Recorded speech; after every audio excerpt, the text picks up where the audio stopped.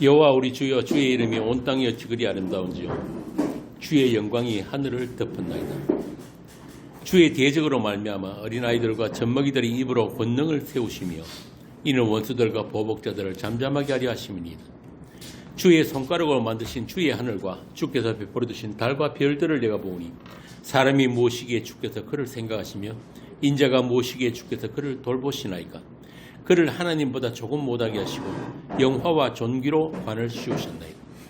주의 손으로 만드신 것을 다스리게 하시고 만물을 그의 발 아래 두셨으니 곧 모든 소와 양과 들짐승이며 공중의 새와 바다의 물고기와 바닷길에 다니는 것이니이다.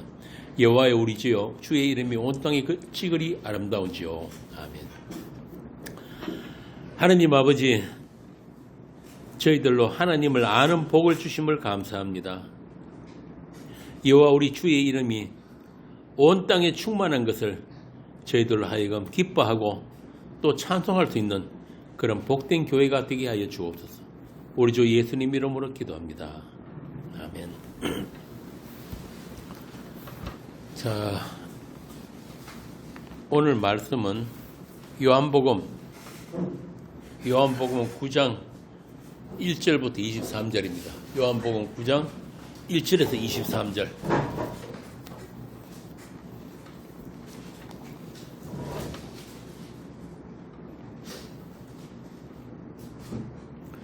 제가 한 절 읽고 한 절씩 교도하도록 하겠습니다. 예수께서 길을 가실 때에 날 때부터 맹인된 사람을 보신지라. 제자들이 물어 이르되 라삐여, 이 사람이 맹인한 것이 누구의 죄로 인함이니까? 자기이니까? 그의 부모니까? 예수께서 대답하시되 이 사람이나 그 부모의 죄로 인한 것이 아니라 그에게서 하나님이 하시는 일을 나타내고자 하심이라. 때가 아직 낮음에 나를 보내시니 일을 우리가 하여야 하리라. 밤이 오리니 그때는 아무도 일할 수 없느니라. 내가 세상에 있는 동안에는 세상의 빛이로라. 이 말씀을 하시고 땅에 침을 뱉어 진흙을 이겨 그의 눈에 바르시고 이러시되 실로암 못에 가서 씻으라 하시니 실로암은 번역하면 보냄을 받았다는 뜻이라. 이에 가서 씻고 밝은 눈으로 왔더라. 이웃 사람들과 전에 그가 거리인 것을 보았던 사람들이 이르되 이는 앉아서 꿀하던 자가 아니냐. 어떤 사람은 그 사람이라 하며 어떤 사람은 아니라 그와 비슷하다 하거늘 자기 말은 내가 그러하니. 그들이 묻되 그러면 내 눈이 어떻게 떠졌느냐. 대답하되 예수라 하는 그 사람이 진흙을 이겨 내 눈에 바르고 나더러 실로암에 가서 씻으라 하기에 가서 씻었더니 보게 되었노라. 그들이 이르되 그가 어디 있느냐. 이르되 알지 못하노라 하니라. 그들이 전에 맹인이었던 사람을 데리고 바리새인들에게 갔더라. 예수께서 진흙을 이겨 눈을 뜨게 하신 날은 안식일이라. 그러므로 바리새인들도 그가 어떻게 보게 되었는지를 물으니 이르되 그 사람이 진흙을 내 눈에 바르매 내가 씻고 보나이다 하니. 바리새인 중에 어떤 사람은 말하되 이 사람이 안식일을 지키지 아니하니 하나님께로부터 온 자가 아니라 하며 어떤 사람은 말하되 죄인으로서 어떻게 이러한 표적을 행하겠느냐 하여 그들 중에 분쟁이 있었더니 이에 맹인 되었던 자에게 다시 묻되 그 사람이 내 눈을 뜨게 하였으니 너는 그를 어떠한 사람이라 하느냐. 대답하되 선지자니이다 하니. 유대인이 그가 맹인으로 있다가 보게 된 것을 믿지 아니하고 그 부모를 물어보되 이는 너희 말에 맹인으로 났다 하는 너희 아들이냐. 그러면 지금은 어떻게 해서 보느냐. 그 부모가 대답하여 이르되 이 사람이 우리 아들인 것과 맹인으로 난 것을 아나이다. 그러나 지금 어떻게 해서 보는지 또는 누가 그 눈을 뜨게 했는지 우리는 알지 못하나이다. 그에게 물어보소서. 그가 장성하였으니 자기 일을 말하리이다. 그 부모가 이렇게 말한 것은 이미 유대인들이 누구든지 예수를 그리스도로 신한 자는 출교하기로 결의하였으므로 그들을 무서워함이니라. 함께 했습니다. 이러므로 그 부모가 말하기를 그가 장성하였으니 그에게 물어보소서 하였더라. 자, 오늘 말씀은 여러분들이 잘 아시는 날 때부터 소경된 자가 예수님을 만난 이야기를 함께 나누겠습니다. 이 9장도 몇 차례 나누어서 살펴보겠는데요. 지난주 강론에서 생명 있는 분과 또 살았다나 죽은 자들 사이의 단절, 그 불통에 대해서 말씀을 드렸는데 이런 긴장과 충돌은 요한복음 내내 이어지고 있습니다. 이게 요한복음의 특징이에요. 하나님께서 보내신 성자 예수님을 알아보지 못한 유대인들은 예수님이 하나님 되심을 부정하면서 끝까지 자기들이 조작한 하나님을 고집하는 거예요. 쉽게 말하면 우리도 하나님 안다 이거예요.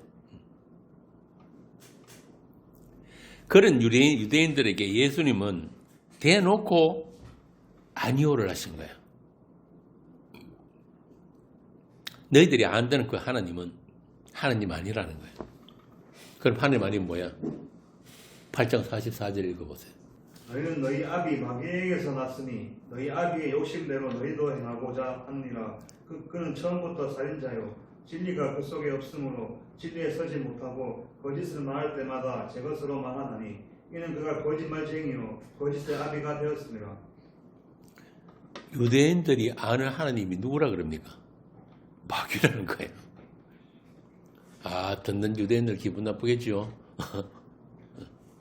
그렇게 열심히 하나님을 섬겼는데 매일같이 양잡고 소잡고 성전 희생제사 드리고 안식일 지키고 11조하고 했단 말이에요.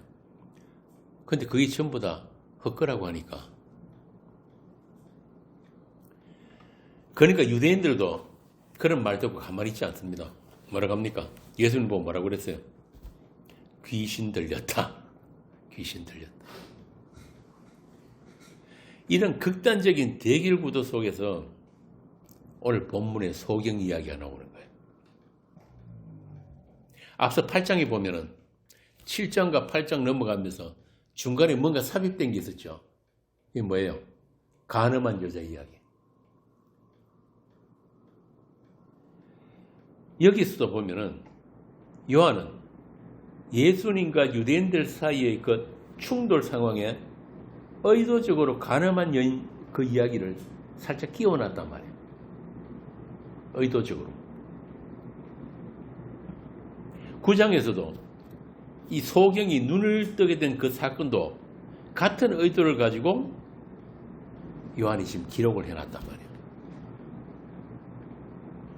간음한 여인에게 예수님이 죄사함을 선포하심으로 해서 예수님의 용서를 받지 못한 간음한 자들이 누구냐? 이게 요한 사도가 지금 의도하는 거야. 이 간음한 여인 사건이 바로 그거란 말이에요. 간음에서 현장에다 붙들려 와가지고 분명히 율법으로는 돌로 쳐 죽여야 되는데 예수님이 그 여인에게 뭘 했습니까? 나도 너를 정죄하지 않는다. 예수님의 용서가 선포되어 버린 거예요. 그리고 그 사람을 붙잡아왔던 바리새인들 율법사들은 어떻게 했어요? 돌 들고 치다가 돌 놔놓고 다 떠나가 버린 거예요. 그러면은 간음하다 잡힌 그 여인에게 주어진 그 용서를 돌 던져놓고 가버린 그 사람들은 상관이 없는 자들이 되어버린 거예요. 그럼 진짜 간음한 자는 누구야? 그 사람들이란 말이에요. 예수님을 떠난 자들이 바로 간음한 자들이에요. 다른 하나님 섬기면서 다른 하나님과 그러니까 마귀하고 간음한 자들.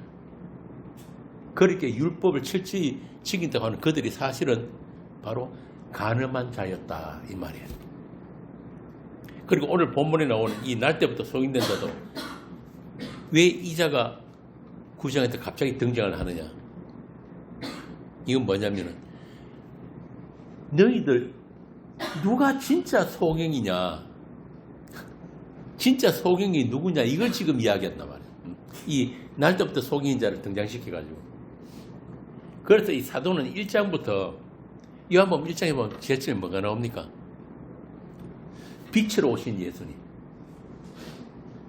빛으로 오신 예수님에 대해서 증거하면서 그 예수님을 세상 그 누구도 알아보지 못했다. 알아보지 못했다. 이걸로 요한복음이 시작되거든요. 1장에서. 이 말을 바꾸어 말하면은 세상 모두가 다 뭐라는 거예요? 눈먼 소경이다. 이야기를 하는 거예요, 지금.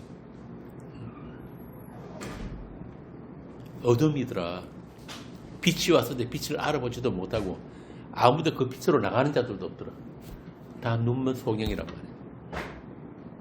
자, 그런 배경을 우리가 기억하면서 8장과 9장의 이 두 가지 에피소드, 가늠한 여인과 날때부터 눈먼 소경, 이 이야기를 통해서 우리는 불가능한 죄인들을 사랑하시되 끝까지 사랑하시는 예수님을 우리가 만나게 되는 거예요. 그러니까 가늠한 여인의 죄를 짊어지심으로 해서 그 여인과 연합되신 예수, 이게 굉장히 중요한 이야기거든요. 예수님 오신 목적이 올 아침에 주일학교에서도 했지만은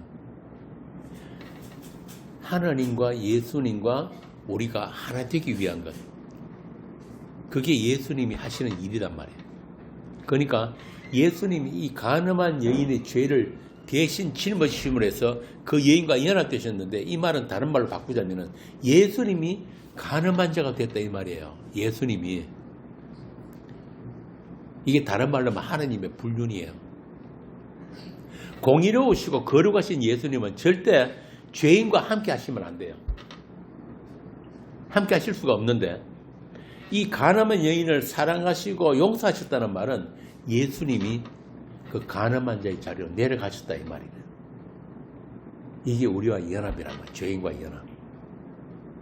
마찬가지로 오늘 본문에 날 때부터 소경된 자의 눈에다가 예수님이 뭘 했어요?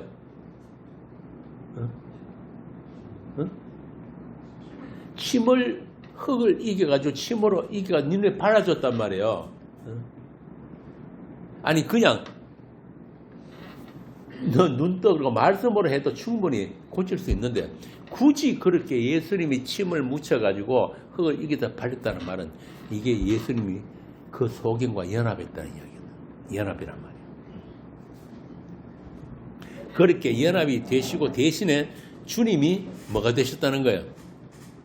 그 소경의 죄를 가져가신 거예요. 다시 말하면은 그 예수님께서 대신 눈먼 자가 되어버린 거예요. 제 이야기가 아닙니다. 이사야 한번 보세요. 이사야 42장 19절 내가 읽습니다. 너희 못 듣는 자들아 들으라. 너희 맹인들아 밝히 보라. 맹인이 누구냐? 내 종이 아니냐? 누가 내가 보내는 내 사자같이 못 듣는 자겠느냐? 누가 내게 충성된 자같이 맹인이겠느냐?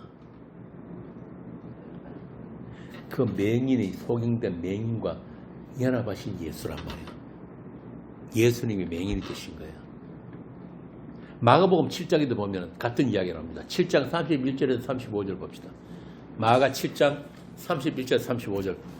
예수께서 다시 도로 지방에서 나와 시돈을 지나고 대가볼리 지방을 통과하여 갈릴리 호수에 이르시매 사람들이 기먹고 말 더듬는 자를 데리고 예수께 나와 안수하여 주시기를 간구하거늘 예수께서 그 사람을 따로 데리고 무리를 떠나사 손가락을 그의 양귀에 넣고 침을 뱉어 그의 혀에 손을 대시며 하늘을 우러러 탄식하시며 그에게 이르시되 에바다 하시니 이는 열리라라는 뜻이라. 거기까지 같은 내용이 나오죠. 또 침을 발라서 혀에 대시고 손가락을 그의 귀에 대시고, 이게 연합이란 말이에요. 이게 아까 이사야 우리가 42장에서 이야기했던 바로 그거란 말이에요. 누가 맹인이냐?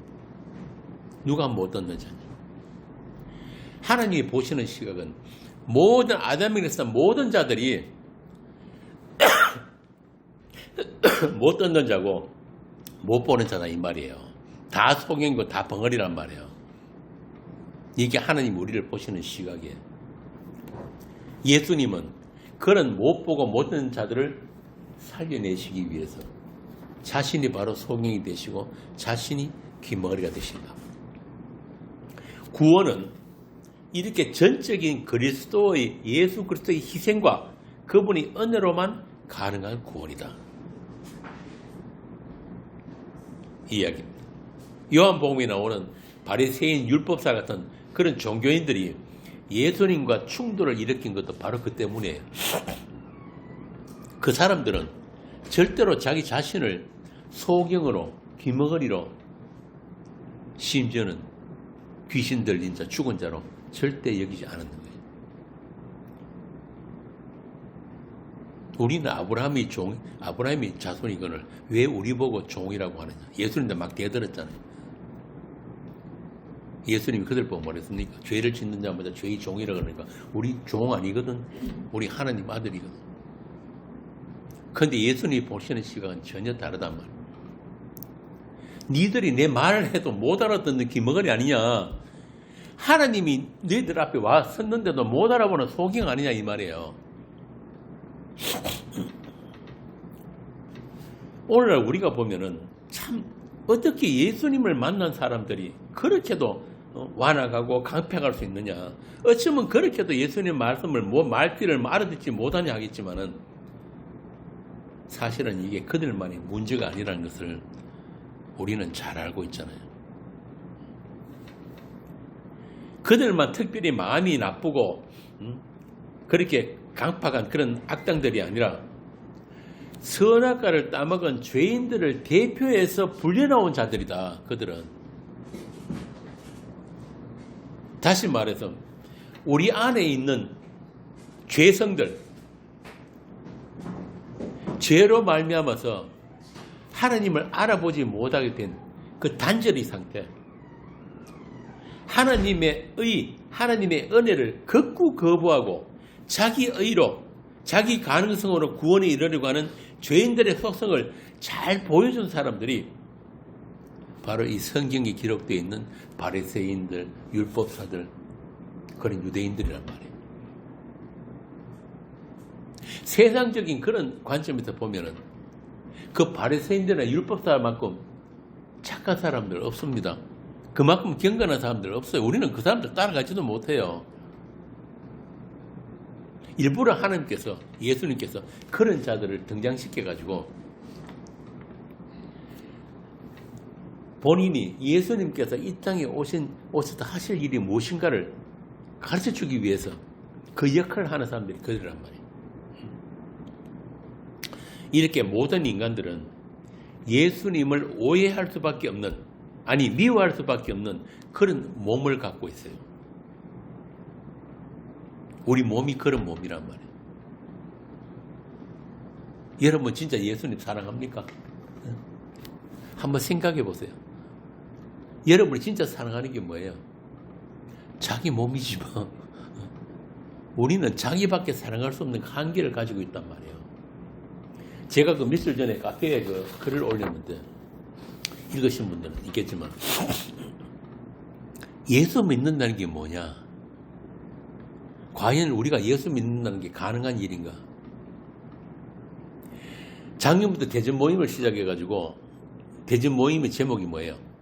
오해 시리즈죠. 오해. 우리는 우리 몸 자체는 예수를 오해할 수밖에 없는 몸을 갖고 있다 이 말입니다. 그래서 제일 먼저 한 게 뭐냐면 구원에 관한 오해였어요. 구원. 그만큼 선악과 따먹은 인간들에게 있어서 은혜로 구원. 참 좋은 말이죠. 그죠? 그런데 이것만큼 싫어하는 게 없어요. 또 인간들이. 하나님의 선택으로만 구원. 이거는 진짜 몹시 못마땅한 구원이에요. 입으로는 맨날 은혜를 달고 사는데 나의 구원에 내가 기할 것이 전혀 없다는 사실에 감사할 수가 없단 말이에요. 그만큼 우리 존재 가치, 자기 가능성에서 벗어나지 못한다. 바꾸어 말하자면 자기 자신이 죄로 말미암아 죽은 자라는 것을 인정한 적이 없기 때문에 그렇습니다. 지옥 가는 게 마땅한 전적 죄라는 것을 인정하지 못한 거예요. 죄인은 천국 가면 안 돼요. 죄인은 지옥 가는 게 그게 마땅한 거예요. 그런데도 굳이 내가 예수도 믿고 교회도 다니고 해서 구원받으려고 하는 게 왜 그런 거예요?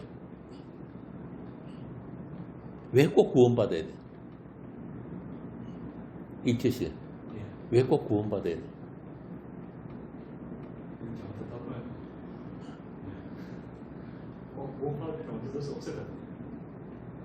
구원은 우리 소관이 아니에요. 하나님의 약속이에요. 우리가 이것도 전부터 있었던 하나님의 약속이란 말이에요.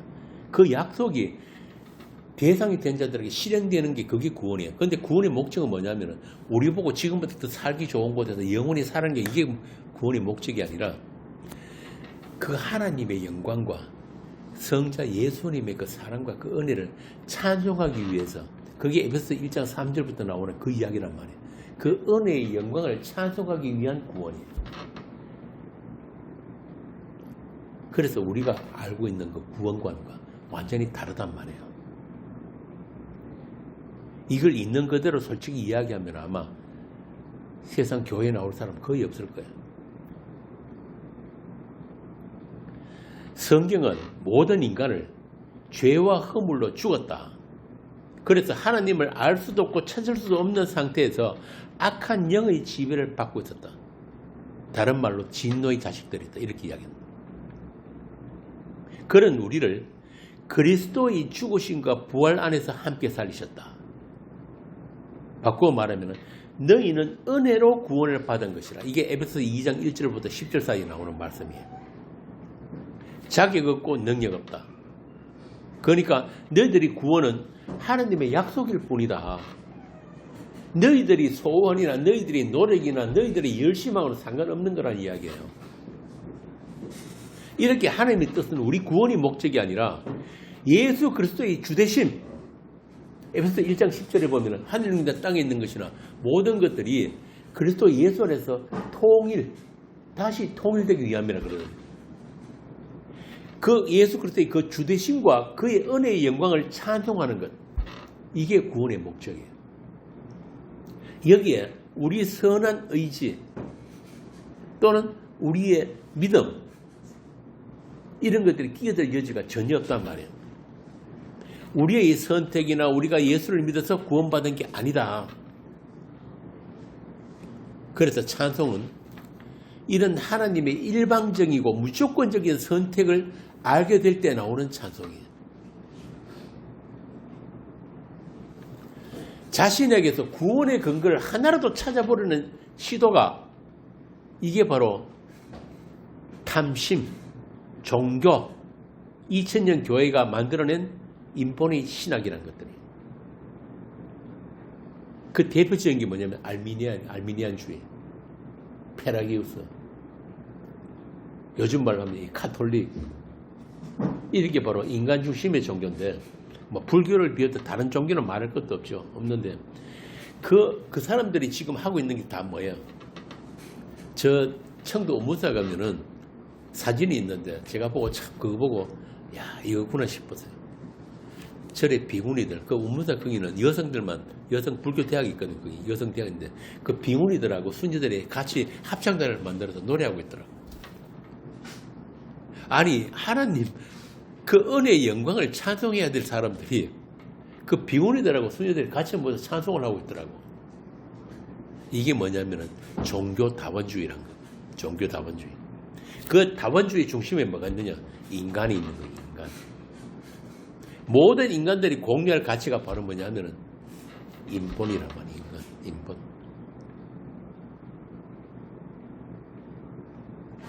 인간의 가치. 그래서 그 종교인들의 결론이 뭔지 아세요? 이제 드디어 막 드러내놓고 이야기를 하잖아요. 신학교에서. 거의 다 지금 전 세계 신학교의 7, 80% 이상이 이 이야기를 하고 이걸 가르쳐요. 뭐냐? 결론이.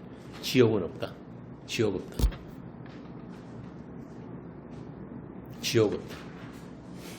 불교에 보면은 뭐가 있습니까? 불교의 중요한 교리 중에 하나가 뭐예요? 윤회설이죠. 윤회설. 윤회설을 다른 말로 표현하면 뭔지 아세요? 패자 부활전. 패자 부활전. 기회를 또 주는 거야. 이 패자 부활전인데 죽는 것으로 끝이 아니란 거야. 가톨릭에도 똑같은 게 있어요. 그게 뭐냐면은 연옥설. 그러니까 당장 지옥 가는 거 아니고 연옥에 갔다가 거기서 한 번 더 기회가 주어지는 거예요. 후손들이 교회에 뭐 많이 갖다 바치기도 하고 기도 많이 하고 하면은 살짝 이제 다시 천국으로 보내주는 거예요. 이게 전부 다 패자 부활전입니다. 이게 인간들이 머릿속에서 나오는 종교예요, 종교. 그런데 이 성경은 그렇게 이야기하지 않는다고. 뭐라고 이야기합니까?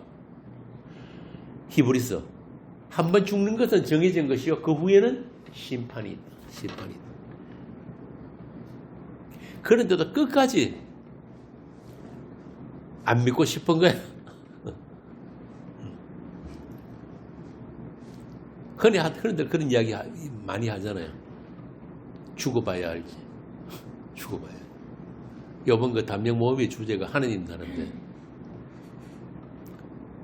예수 믿는 사람들한테도 그런 질문을 하면 대답을 못해요. 지금 당장 천국 가고 싶은 분 손 들어보세요. 정집사님 지금 당장 가고 싶어요? 네? 이채씨 전에 옛날에 물었잖아. 하나님 나라에 물었잖아. 지금 당장 오래가면 가고 싶어?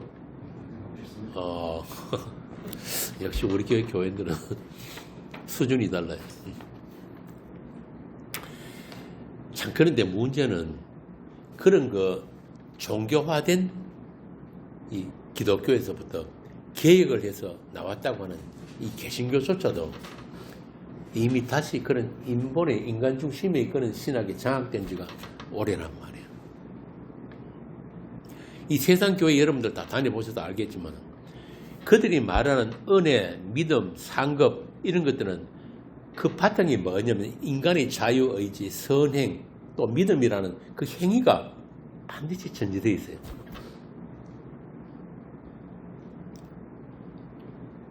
천국 가는 것도 또 천국도 똑같은 천국이 아니고 가보면은 상급이 다 다르다.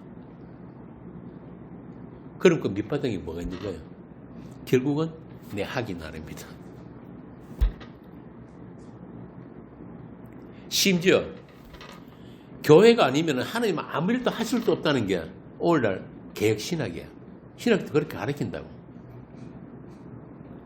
이런 풍토에서 올바른 성경 해석이 나올 수가 없고 십자가 복음이 교회 안에서조차 배척을 받는 게 당연한 결과란 말이에요. 제가 아는 어떤 목사님들 전도서 시절에 복음 전하니까 하루도 안 돼서 당회장 바로 호출.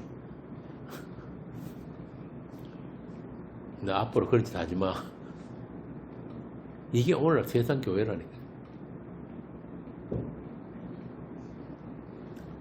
그래서 어쩌다가 주의 종들이 잠시 전한 복음은 들을 기 없는 자들에 의해서 그들이 자기 정명이나 자기 가치 챙기는데 액세서리로 사용될 뿐이에요. 하나님의 기쁘신 뜻에 의한 불가항력적이고 무조건적인 그런 구원이 아니라 나의 노력이 얼마라도 들어가서 내 땀이 들어가서 내 시간이 투자되어서 내가 소유할 수 있는 내 구원으로 챙겨 가지려는 그런 죄인들의 자존심과 탐심이 오늘날 이런 종교화된 기독교를 만들어 놨단 말이에요. 제가 늘 이야기하지만 복음은 설득이 아니고 학습도 아닙니다. 복음은 그냥 선언이에요. 선언. 하나님은 그렇게 본져서 나오잖아요. 전도의 미련한 것으로 구원하기를 기뻐했다. 여기서 전도란 말이 뭐냐면 좀 애매한 말인데 막 길가에 가서 막 전도해가지고 교회 땡겨오라는 데리고 오는 그런 말이 아니라 전도의 그 원어는 설교란 뜻이에요. 설교. 선언. 선포. 그러니까 이게 얼마나 미련하냐. 왜? 들을 귀가 없으면 못 알아들으니까 거의 대부분 사람들이 못 알아듣잖아요. 그래서 미련한 거예요. 그걸 다른 말하면 죽은 세상 전체가 다 죽어 있는데 죽은 세상 속에서 예수 그리스도 아들의 희생으로 말미암아 살아난 자들에게만 복음은 기쁜 소식이고 생명의 양식이란 말이에요. 반대로 악한 영의 지배를 받는 자들에게 십자가 복음은 이를 갈게 하는 심판의 선언이. 본성적으로 보편적인 모든 인간들에게 십자가 복음은 반감을 불러일으키는. 왜? 인간의 자존심을 깔아뭉개고 인간 존재 자체를 부정하는 거기 때문에. 그래서 구약의 선지자들이 그렇게 핍박당하고 돌로 맞고 톱으로 켜이고 한 게 바로 그 때문에 그런 거예요. 하나님이 선민이라고 하는 이스라엘 그들에게 은혜의 구원은 은혜로만 주어진다. 하나님의 불쌍히 여기심이 구원이다. 이거 전하다가 맞아 죽었단 말이야. 오늘날도 똑같죠. 십자가 복음 전하면은, 이야기하면은 아무리 친한 사이도 낯빛이 싹 변합니다. 이스라엘 너희들이 어떤 율법행위, 어떤 희생제사로도 구원은 불가능하다는 것을 외치는 순간 여호와는 그들 이스라엘과 전쟁하는 여호와가 되어버리는 거예요. 오늘날도 그리스도의 은혜의 복음, 그 복음을 정직하게 전하면은 이 세상 교회들이 하나님의 원수가 되어버려요. 그래서 사도는 고린도후서에서 그렇게 이야기하잖아요. 만일 우리 복음이 가리웠으면 망하는 자에게 가려운 것이라. 그러니까 복음 전했는데 못 알아듣고 반발하고 달려들고 하거든 당연한 걸로 여기라 이 말입니다. 그 중에 이 세상 신이 믿지 않는 자들의 마음을 혼미하게 하여 데살로니가 후서에서는 이걸 뭐냐면 진리의 사랑을 받지 못한 자들 미혹의 영을 보냈다. 그리스도의 영광의 복음의 광채가 비치지 못하게 하미니 그리스도는 하나님의 형상이라. 하나님이 처음에 우리 인간들을 하나님의 형상으로 만드셨다 그랬잖아요. 그런데 하나님의 형상으로 지원받은 인간이 어떻게 타락할 수 있어요? 징조신. 이게 신학의 아주 중요한 딜레마 중에 하나거든요. 하나님의 형상으로 지원받았는데 타락하면 안 되잖아요. 맞아요, 맞아요. 그런데 왜 하나님은 뻔히 뱀의 유혹으로 선악과 따먹고 타락할 줄 아는 그 아담을 창세기 보면 하나님의 형상으로 지었다고 했어요. 방금 내가 본문 읽었는 그거란 말이에요. 하나님의 형상이 누구? 그리스도 예수. 그러니까 이 아담은 그리스도 예수 안에서 완성되는 아담을 말씀하신 거예요. 하나님께서. 그래서 성경에 보면 곳곳에 우리를 이미 하늘로 옮겨놨다. 하늘에 완성되어 있다 하는 말이 바로 그런 이야기예요. 그 완성되는 그 아들들에게 그 하나님이 어떤 분이고 그 하나님의 은혜와 영광, 그 아들 예수의 사랑, 이 모든 것들을 가르치기 위해서 에덴 동산도 있어야 되고 선악과도 있어야 되고 뱀도 나타나야 되고 이 하늘과 땅 천지 만물이 하나님이 창조가 있어야 됐단 말이에요. 그러니까 어떤 관점에서 나와 이 세상과 이 모든 것들을 보느냐, 여기에 따라서 이 성경이 완전히 달라질 수 있는 거예요. 나중심으로 나로부터 시작해서 성경을 읽게 되면은 하나님을 알 수가 없어요. 그래서 교회들이 2000년 동안 생산하는 게 바로 인본의 신학이라는 거예요. 신학이라는 말 자체가 뭐냐면 나로부터 하나님을 찾아가는 모든 과정으로서의 학문, 이걸 신학이라고 해요. 그 반대가 뭐냐? 복음이란 말이에요. 복음. 내가 요청하지도 않았고 내가 노력하지도 않았는데 하나님이, 말씀이, 약속이 일방적으로 나에게 찾아와서 실행되어 버린 것. 유한결론은 이게 복음이야. 어느 날 보니까 내가 이 땅에 길과 진리와 생명을 오신 그분 안에 내가 있더라. 내가 그 길 위에 있더라는 걸 알게 되는 거야. 그걸 복음이라고 그래요. 자, 그런데 이런 종교와 복음이 충돌과 갈등, 이걸 지금 요한이 계속 요한복음에서 우리에게 하나의 그림으로 계속 보여주고 있거든요.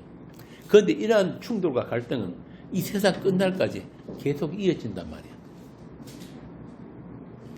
이 오늘 본문에 나오는 바리새인들 같이 이 땅에 오신 하나님을 미워하고 대적하는 일이 있어야만이 예수 그리스도의 영광의 복음의 광채가 온전히 드러나게 된다. 그런 충돌과 갈등이 있을 때마다 잠깐씩 이 그리스도의 은혜의 영광이 보여지게 되는 거예요. 하늘이 잠깐씩 열린단 말이에요.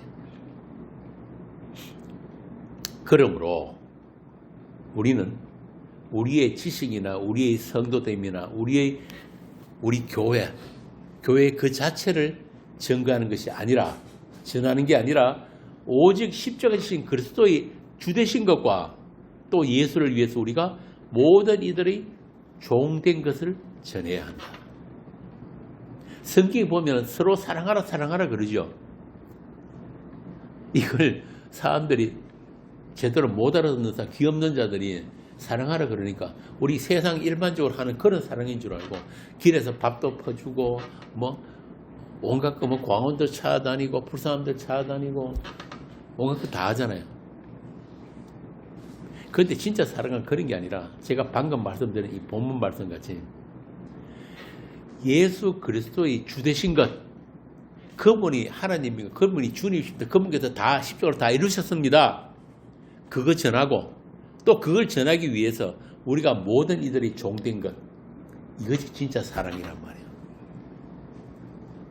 이 사랑 말고 다른 사랑 없습니다. 다른 거는 해도 되고 안 해도 되는 것들이에요. 요한 1서 보면 사정이 나오잖아요. 사랑은 여기 있으니 우리가 하나님을 사랑한 것이 아니고 하나님이 우리를 사랑하신 거죠. 우리를 위해서 하나님의 아들을 화목제물로 내어주신 것, 이게 사랑이에요. 성경이 말하는 사랑은 이거 사랑이란 말이에요. 이 사랑 나누는 거예요. 그래서 하나님의 영광을 아는 그 빛이 우리 마음에 비추셨기 때문에 우리는 그 예수와 거기에 못 박히신 십자가만 자랑해라. 이게 교회 할 일이에요.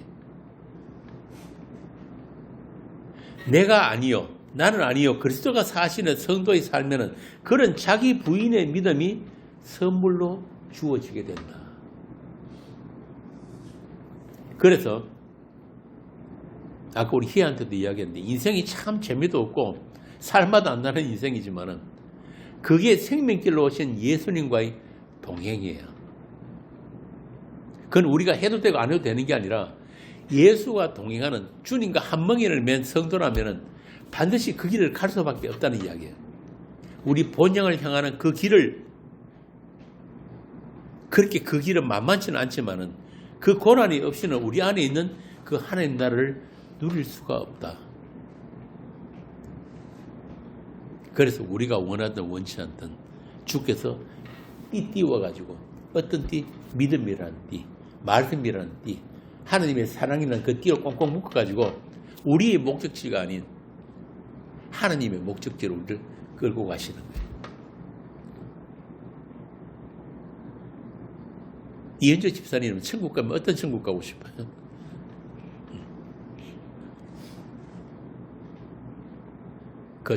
영화의 정인들 그 책자 보면은 완전히 새파란 잔디밭에 꽃이 막 피고 그래서 뛰노는 거. 그것도 조용기식 천국도 있잖아요.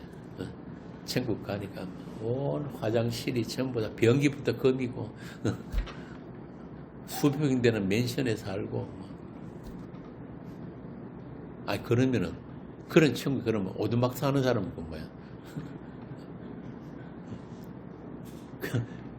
거기도 그렇게 계급이 있고 층이 다르면 그런데 천국입니까? 어떻게 수준이 전부 다 천국 갔다 왔다고 간증하는 사람들 많잖아요. 딱 그 수준이라. 그러니까 우리 인간 사는 세상 그 수준으로 천국을 알면은 참 죄송하지만 그 사람 100% 지옥 갑니다. 천국은 어디냐? 예수님이 그러셨잖아요. 천국은 여기 있다 저기 있다 할 것이 아니라 너희 가운데 있다. 너희 가운데 있다. 그 제자들의 쭉 둘러앉아가 말씀하시는 그 예수, 너희들 가운데 있는 내가 천국이다 이 말이에요. 그러니까 예수가 계신 곳은 그 어디든지 천국이에요.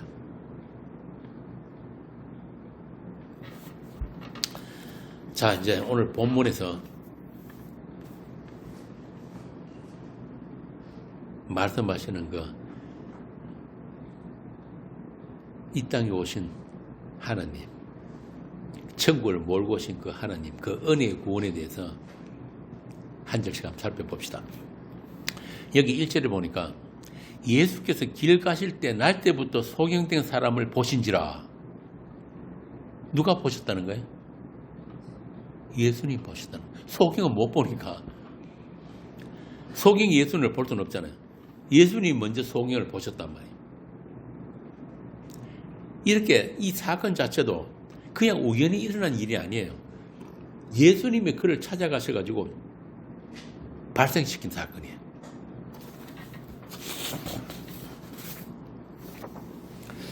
소경이 예수님을 찾은 것도 아니고 눈을 뜨게 해달라고 요청한 것도 아니란 말이에요.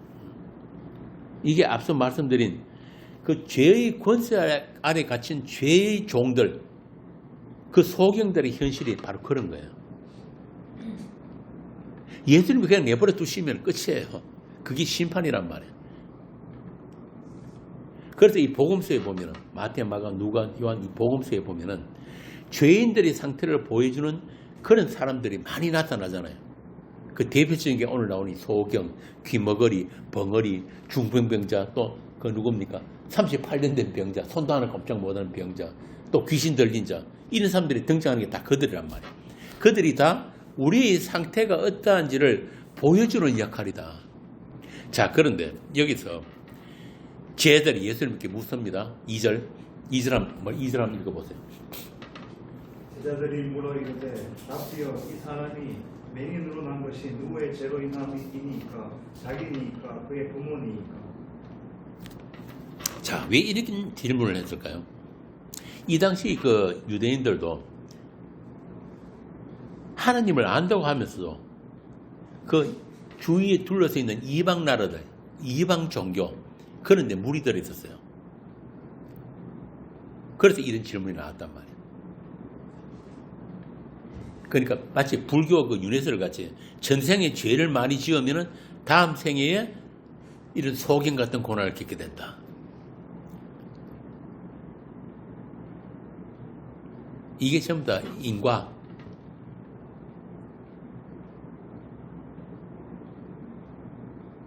우리 인간에게서 자연스럽게 나오는 인과율. 착한 일 많이 하면은 좋은 결과를 얻게 되고 나쁜 일 많이 하면은 나쁜 결과를 얻는다. 심지어는 구약 말씀에도 이런 말씀이 있거든요. 출애굽기 20장 보면은 딱 오해하기 좋은 말씀이 있어요. 나를 미워하는 자의 죄를 갚되 아비로부터 아들에게 3, 4대에 이르게 하거니와 나를 사랑하고 내 계명을 지키는 자는 천대까지 은혜를 베푸리라. 딱 오해할 만한 이야기잖아요. 그죠? 그래서 제자들이 물은 거예요. 자기 죄 때문입니까? 부모의 죄 때문입니까? 그런데 이들만 그런 게 아니고 이미 예수님이 다녀가신 오늘날에도 교회 다니는 사람들도 이런 말씀을 가지고 별별 장난을 다 치고 있잖아요. 한동안 유행했던 거 있죠. 가게에 흐르는 저주 들어보셨습니까? 가게에 흐르는 저주가 있는데 그걸 끊어내기 위해서는 우리한테서 배우라. 한때 유행했어요. 이거 교회마다. 마치 무당들 그런 거 잘하잖아요. 당신 조상 중에 뭐 굶어 죽은 조상이 있고 뭐 별별 그런 원한 가진 조상들이 있는데 구대 가지고 풀어줘야 된다. 똑같은 거예요. 이게. 하여튼 이런 예수 믿는 무당들 그런 사람들이 판을 치는 게 지금 세상 교회가 되어버렸는데 그러니까 지옥이 따로 없어요. 지옥 굳이 찾아갈 필요 없이 그냥 이 땅에서 영원토록 살면 그게 지옥이에요. 예수님은 제자들에게 그들의 생각을 아시고 한 칼로 잘라버리는 그런 말씀을 하십니다. 뭐라고 하십니까? 그거 아니야. 하느님의 하시는 일을 나타내고자 하십니다. 자, 그러면 이것도 오해할 수 있는데 하느님의 하시는 일을 나타내려고 이 사람을 일부러 장애인 만들었다? 그런 이야기예요? 맞습니까? 이건 이제 이걸 제대로 좀 번역할 필요가 있는데 험정역이나 이런 데 보면 제대로 나와 있어요. 너희들이 지금 오해를 하고 있는데 니들은 저 사람이 소경된 그것만 보고 있구나. 그런데 저 사람이 보지 못함으로 인해서 하나님이 어떤 일을 하실 수 있는지를 그걸 보는 게 그게 중요한 거야. 그게 목적이야. 이런 뜻이에요. 그러니까 인간 세상의 죄의 결과로 나타나는 모든 질병이나 뭐 고통이나 여러 사고나 뭐 온갖 불행들을 통해 가지고 하나님 되심을 볼 수 있어야 하고, 또 그 일을 위해서 예수님이 이 땅에 오신 그분이 하신 일이 무엇인가를 그거 아는 게 중요한 거지. 너희들이 뭐 병 걸리다 나섰다 그렇게 중요한 거 아니라는 말이에요. 너희들이 이 땅에서 행복하게 사느냐 불행하게 사느냐 그게 목적이 아니라는 거예요. 그러니까 예수님이 치유 사건, 그러니까 병 고침은 병이 났으면 그 자체가, 병을 낫는 그 자체가 목적이 아니라 죄의 문제가 어떻게 예수님에 의해서 해결되는지를 보여주는 하나의 시점과 교제다 이 말입니다. 한번 생각해 보세요. 예수님이 병 고치신 사람들 많았잖아요. 그죠? 심지어는 죽은 나사로도 살렸단 말이에요. 귀신도 쫓아내고 뭐 별의별 다 있었는데 그 사람들 다 지금 어디 있어요? 다 죽었잖아. 병 났으면 그 자체가 목적이 아니라니까요. 생명이 무엇인가, 그 죄의 권세로부터 구원된다는 게 무엇인가 그걸 보여주는 거예요.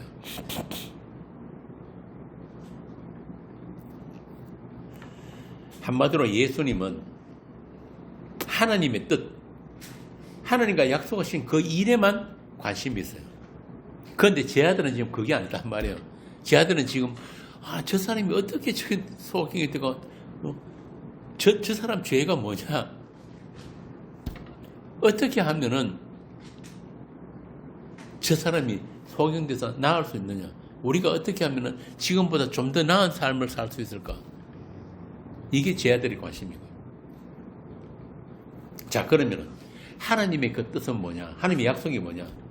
요한복음 6장 38절, 지금 예수님이 보여주시려 하는 게 바로 이거란 말이에요. 요한복음 6장 38절에서 40절 봅시다. 내가 하늘에서 내려온 것은 내 뜻을 행하려 함이 아니요 나를 보내신 이의 뜻을 행하려 함이니라. 나를 보내신 이의 뜻은 내게 주신 자 중에 내가 하나도 잃어버리지 아니하고 마지막 날에 다시 살리는 이것이니라. 내 아버지의 뜻은 아들을 보고 믿는 자마다 영생을 얻는 이것이니 마지막 날에 내가 이를 다시 살리리라 하시했지. 이거란 말이에요. 예수님은 지금 하나님께서 자기에게 주신 사람들이 따로 있어요. 모든 사람을 살리는 게 아니고 아버지께서 내게 주신 자들을 마지막 날에 하나도 잃어버리지 않고 다 살리는 이것입니다. 다시 말하면 새 창조, 하나님 나라를 채우게 되는 그 새 피조물들의 완성, 하나님 나라의 완성. 성경의 큰 주제 중에 하나가, 성경을 관통하는 하나의 주제가 바로 이 하나님 나라거든요. 이 일이 무엇인지를 지금 날 때부터 소경된 자를 통해서 하나의 시신과 교제처럼 지금 보여주고 계신 거예요. 그러니까 여러분들이 이 성경을 읽을 때 그런 관점에서 볼 수 있어야 되는 거예요. 특히 이 복음서.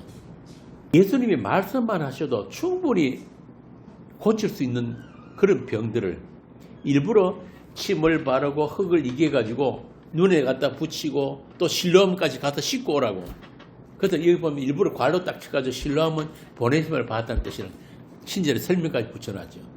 이런 과정들이 다 예수님이 아버지의 뜻을 이루게 되는, 다시 말해서 하나님이 보내신 예수 그리스도, 그 예수 그리스도의 죽음 안에서 죄인들과의 연합을 통해서 새 창조가 이루어지는 것을 설명하는 도구로 오늘 본문의 소경이 쓰여지고 있다, 이 말입니다. 이렇게 모든 성도는 하나님의 사람들, 그 하나님의 사람들은 성자 예수님이 십자가의 영광을 드러내고 하나님의 하나님 되심을 찬송하기 위해서 불려나온 자들이에요. 자기 구원이 목적이 아니란 말이에요. 처음에 뭣도 모르고 그냥 교회 가면은 구원받지, 교회 가면은 좀 더 내가 착하게 살 수 있고 좀 더 인간다운 그런 인생을 살 수 있지. 그래서 나왔다 하더라도 차츰 예수를 알아가고 하나님을 알아가는 과정에서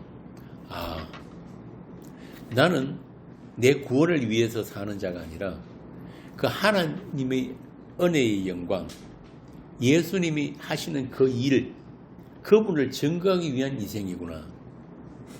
그걸 차츰 알아가게 되는 거예요. 차츰 조금씩 자기로부터 자유하게 된다 이 말이에요. 그걸 요한복음에서는 진리가 너희를 자유케 하리라. 자, 이렇게 간음한 자로, 눈먼 소경으로, 38년 된 병자로, 또 남편 다스를 가르치운 여인으로, 귀신 들린 자로, 그렇게 예수님을 만난 자들이 바로 하나님이 피로 사신 교회인 거예요. 교회는 다 그런 사람들이. 죄인들인데 용서받은 죄인들이에요. 그래서 일평생 그 용서의 그 크심, 그 용서와 사랑을 알아가는 사람들이 교회란 말입니다. 그리고 그들만 예수님의 주되심과 그들 앞에 나타나신 그 하나님을 사랑하게 되는 거예요. 요한복음 9장 35절에서 37절 봅시다. 요한복음 9장 35절에서 31절까지. 예수께서 그들이 그 사람을 쫓아냈다 하는 말을 들으셨더니 그를 만나사 이르시되 내가 인자를 믿느냐? 대답하여 이르되 주여 그가 누구시니까 내가 믿고자 하나이다. 예수께서 이르시되 내가 그를 보았거니와 지금 너와 말하는 자가 그이니라. 여기서 네가 인자를 믿느냐 하신 말씀이 뭐냐면 네가 나를 하느님으로 믿느냐 이 말이에요. 그래서 37절에 네가 지금 하나님을 보았고 지금 너와 말하는 자가 하나님이다 이 말입니다. 이 말씀이 뭐냐면 요한복음에 자주 나오는 에고에임이라는 뜻이에요. 내가 나다. 이게 뭐냐면은 그 출애굽기에 나오는 여호와. 모세가 물었잖아요. 누구십니까? 나는 나다. 이걸 일부러 지금 요한복음에서 계속 반복해서 이야기했다. 내가 건이라. 내가 나다. 또는 나는 양의 문이다. 나는 길이요 진리요 생명이다. 이게 전부 다 하나님께 해당되는 그런 설명이란 말이에요. 내가 그 하나님이다. 내가 그인 줄 믿지 않으면 너희들은 너희 죄 가운데 죽는다 그러잖아요.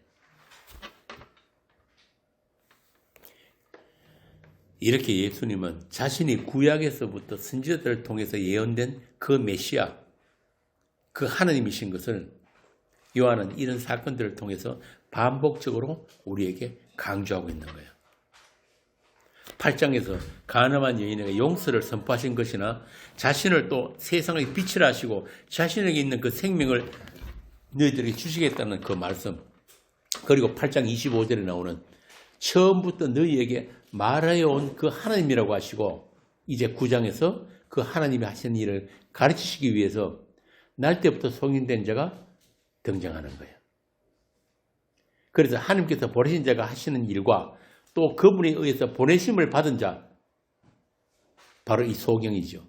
실로암 가서 눈을 뜨게 된 그 자의 정은이 어떠한지를 요한이 지금 기록해서 우리 교회에게 넘겨준 거예요.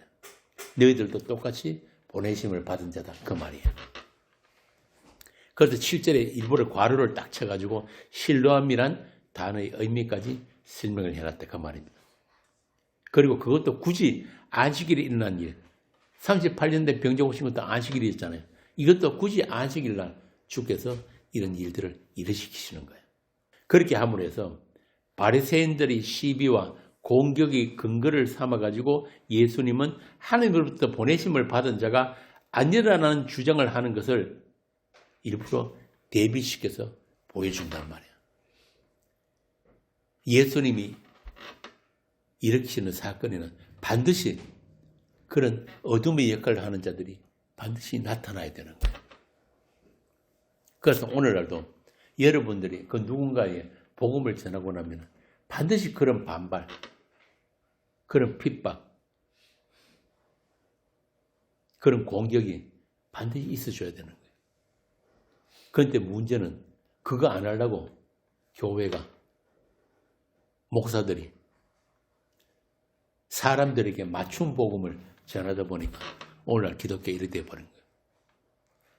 사람이 듣기 좋은 복음, 사람을 좋게 하는 복음. 그래서 나오죠. 내가 사람에게 좋게 하라, 하나님께 좋게 하라. 사람에게 좋게 할 것이면 내가 하나님의 종이 아니냐. 그렇게 이야기를 하는데도 불구하고 이 인간들이 복음을 정직하게 전하지 않으니까 오늘날 세상의 교회가 이렇게 번성하게 된 거예요. 원래 교회는 이렇게 번성할 수가 없는 거예요.